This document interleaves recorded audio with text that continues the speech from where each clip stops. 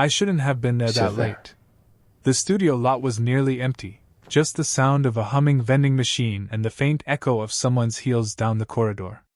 I told myself I was just filling in, carrying lights, taping down wires, invisible to everyone. But when she appeared from the dim hallway, I forgot how to move.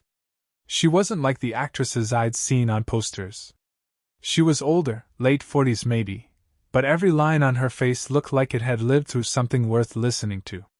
A silk scarf hung loose around her neck, and her hair, dark with a streak of gray near the temple, fell in a way that didn't look rehearsed.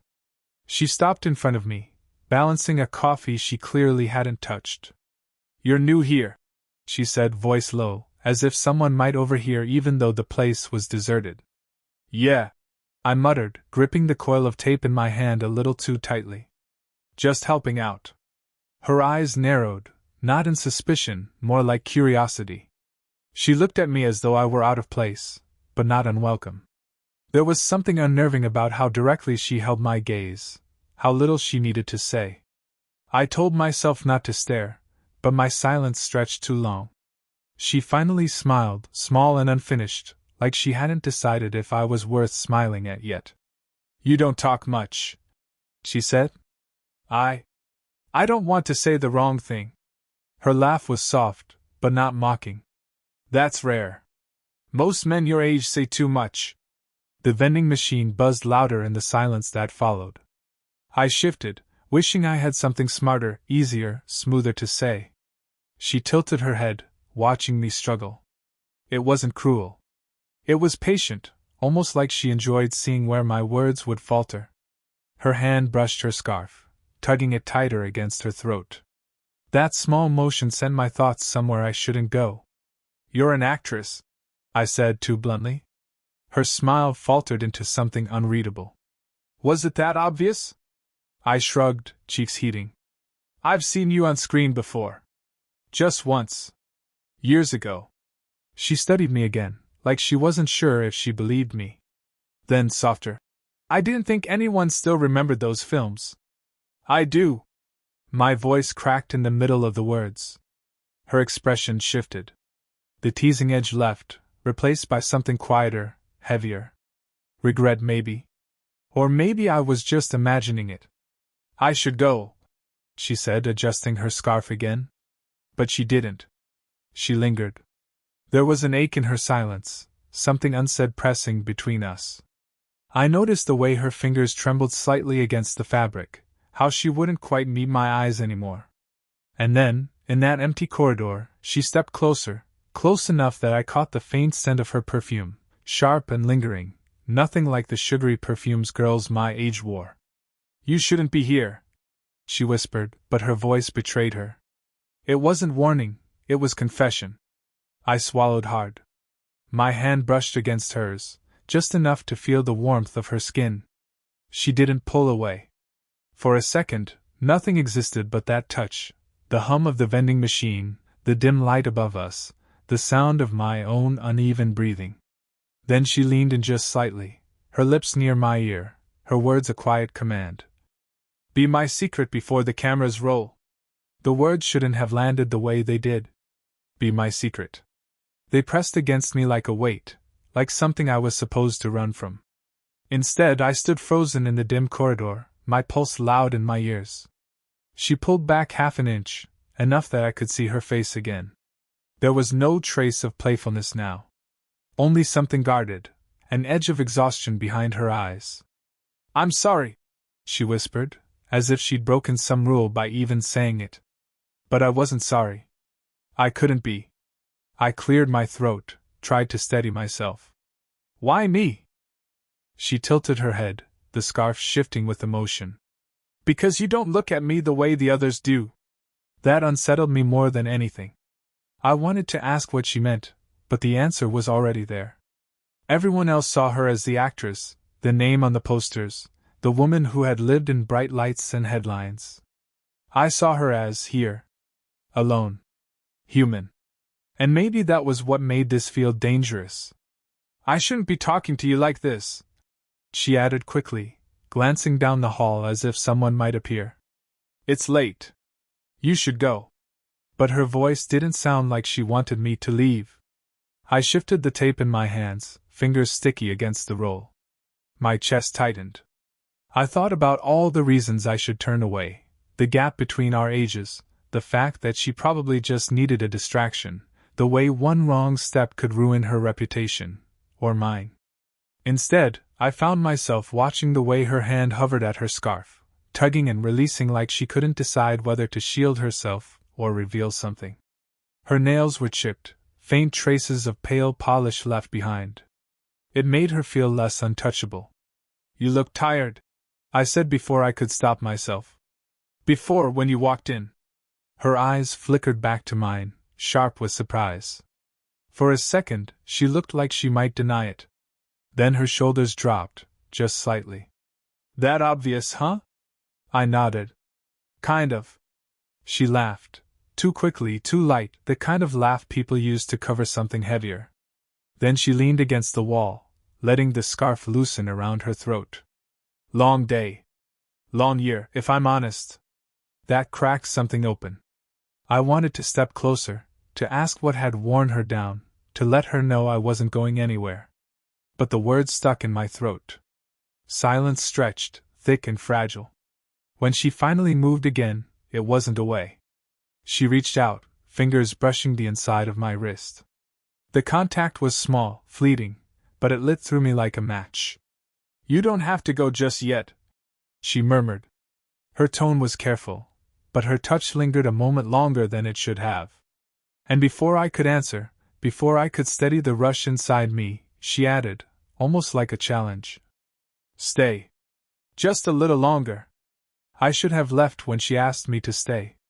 The smart thing would have been to laugh it off, make an excuse, and walk away. But when her fingers lingered against my wrist, I couldn't move. It wasn't just the touch, it was the way her eyes softened, as if she was asking for more than company but didn't dare say it. "I don't usually do this," she whispered, letting go of me. Her hand dropped back to her scarf, tightening it again like armor. "Talking to strangers. Letting them see me like this. I'm not." I started, but the word caught. "Not what?" "Not a stranger? Not safe? Not immune?" She gave me the kind of look that makes silence louder than words. I tried to steady myself by glancing at the floor, at the roll of tape still in my hands.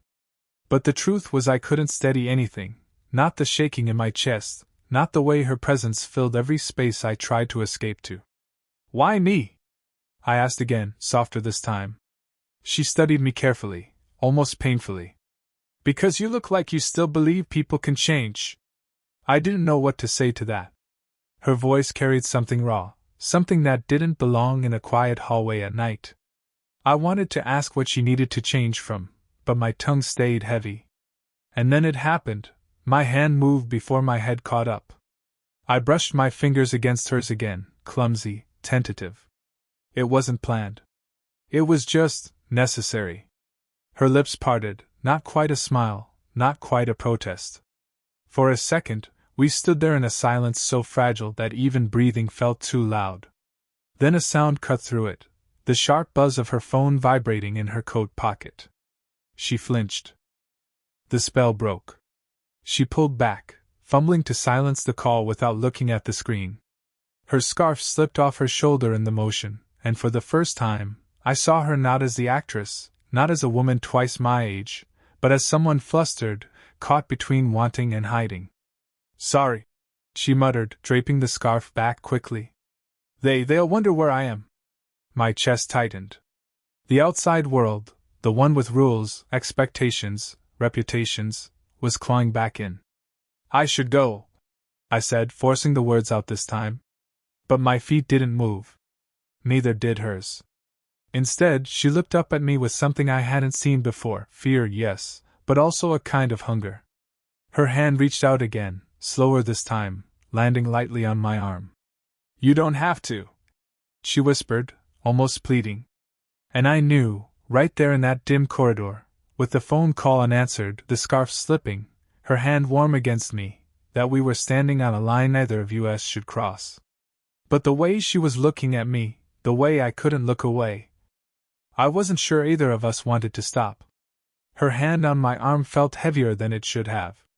Not just skin and warmth, it carried a choice neither of us had made yet. I kept staring at where her fingers rested, afraid to meet her eyes because I knew once I did, I wouldn't be able to hide anything. You should hate me for this, she said suddenly. Her voice was low, but sharp. For keeping you here when you could walk away. I forced a laugh, brittle and quick. I don't hate you. Then what do you feel? The question hit me harder than I expected. I swallowed, my throat tight, and finally looked at her. Up close, the glamour I'd always associated with her wasn't there. The makeup was faintly smudged under her eyes, her lipstick faded, her scarf slipping loose. She wasn't untouchable. She was fragile, and it made me want her more. I don't know, I said, though I did. Shame. Want. A pull I couldn't explain. But it's not hate. Her breath caught, and for a moment, her mask dropped completely. Do you have any idea how long it's been since someone said that to me? I hesitated. Not long?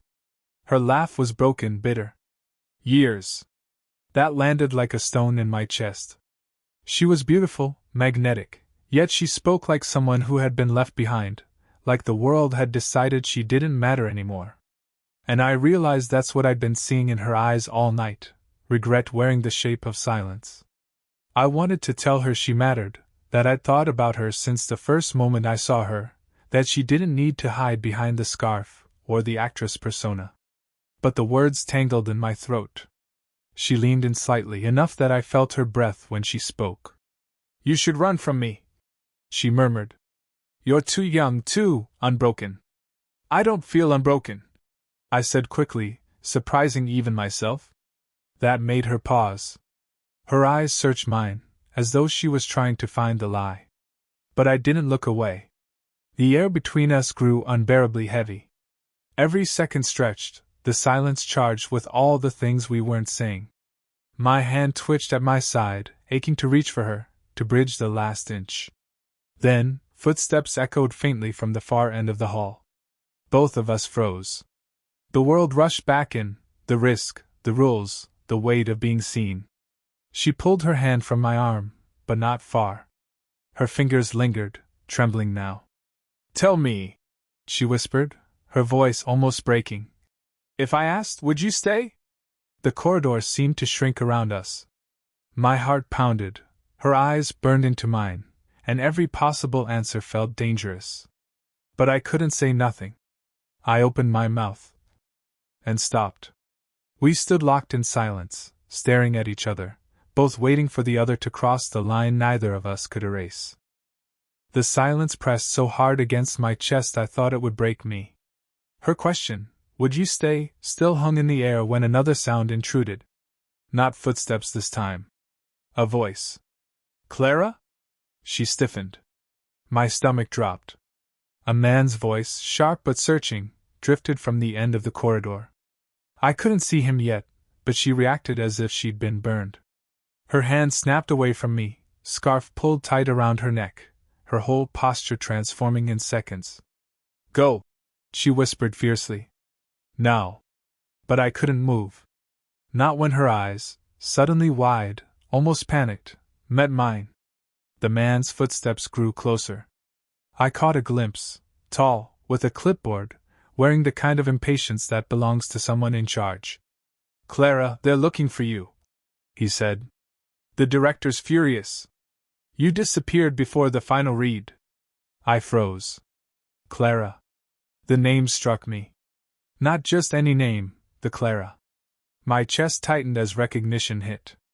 Years ago, when I was a kid staying up too late, I'd seen one of her films.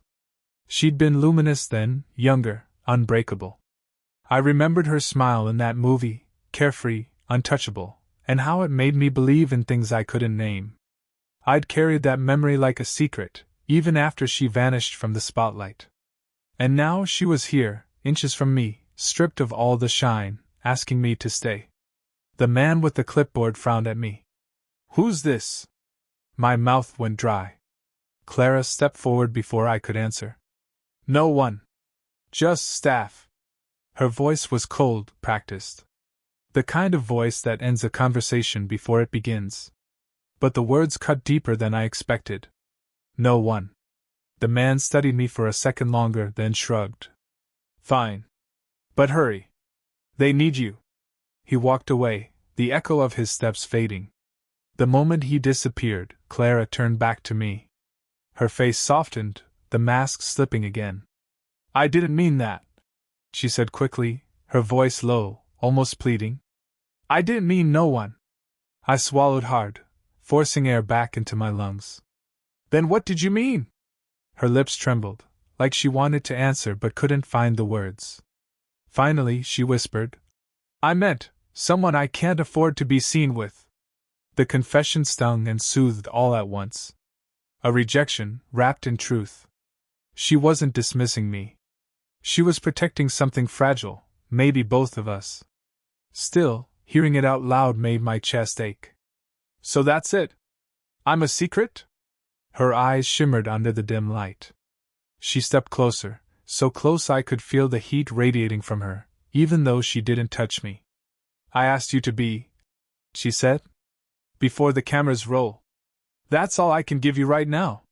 The words should have closed the door. But instead, they opened something I wasn't sure I could handle.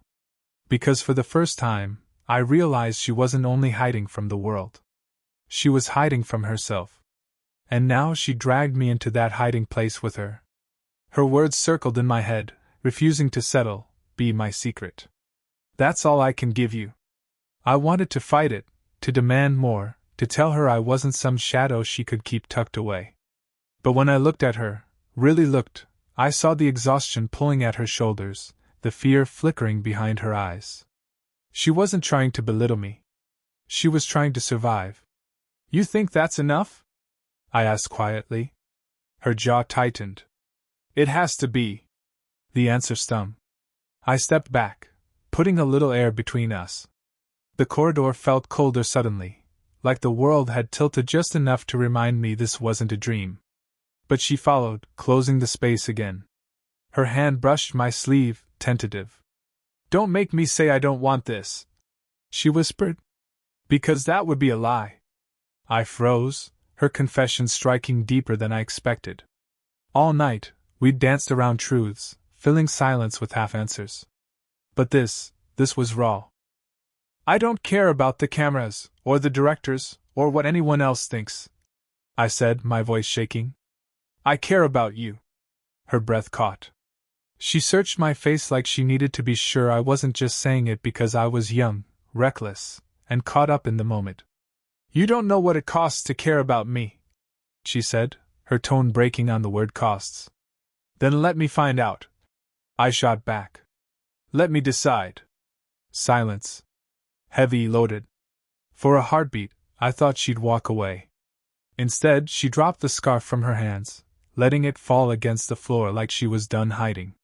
Her shoulders rose, then sagged, like she'd finally surrendered to something she'd been holding back for too long. I'm terrified, she admitted. Of what this means. Of what I might lose. But I can't. She cut herself off, shaking her head. Then, softer. I can't keep pretending I don't feel this. It was the most honest thing she'd given me, and it undid me completely. I stepped closer, close enough to feel the warmth of her body against mine. My hand lifted, hesitated, then rested against her cheek. Her skin was warm, softer than I'd imagined, and for the first time, she didn't pull away. Our eyes held, hers wet with something unspoken, mine raw with the ache of wanting, and then the last of the silence shattered. Her lips met mine, hesitant at first, then certain, like crossing a line we both knew could never be erased. When we finally broke apart, breathless, she pressed her forehead against mine. If we do this, she whispered, there's no going back. I nodded, my voice barely a breath. I don't want to go back. For once, neither of us tried to fill the silence with excuses or fears. We just stayed there, in the dim corridor, two people clinging to something fragile and terrifying and real. And for the first time that night, it felt like enough. The scarf still lay crumpled on the floor where she had dropped it, forgotten. Hours ago, it had been her shield, the things she hid behind. Now, it looked like a piece of her she no longer needed. We didn't speak right away after the kiss. We didn't need to. The silence was different now, no longer heavy with what-ifs, but steady, like the calm after a storm. When she finally pulled back, her eyes searched mine. Not for answers, not for excuses, just for truth. "You should know," she whispered. "I didn't expect tonight to happen. I thought I'd walk through this place invisible, do my job, go home, and keep living like I don't miss anything." I swallowed hard. "And now?" Her lips curved into the faintest smile, the kind that carried sadness and relief at once. "Now I know I don't want to keep pretending." That was all it took. The fear that had gripped me all night, the shame, the doubt, slipped away. She wasn't asking me to be a secret anymore. She was asking me to be real, with her, despite the risks. I nodded slowly. "Then we stop hiding." The words seemed to settle into her chest. Her hand found mine again, not tentative this time, but firm, as if anchoring herself. It didn't erase the complications. She was still older, still a woman who had lived more lives than me, still someone the world might judge for standing at my side. But none of that mattered in the quiet between us. What mattered was that she'd let herself be seen, and in turn, I'd stopped running from how much I wanted to see her.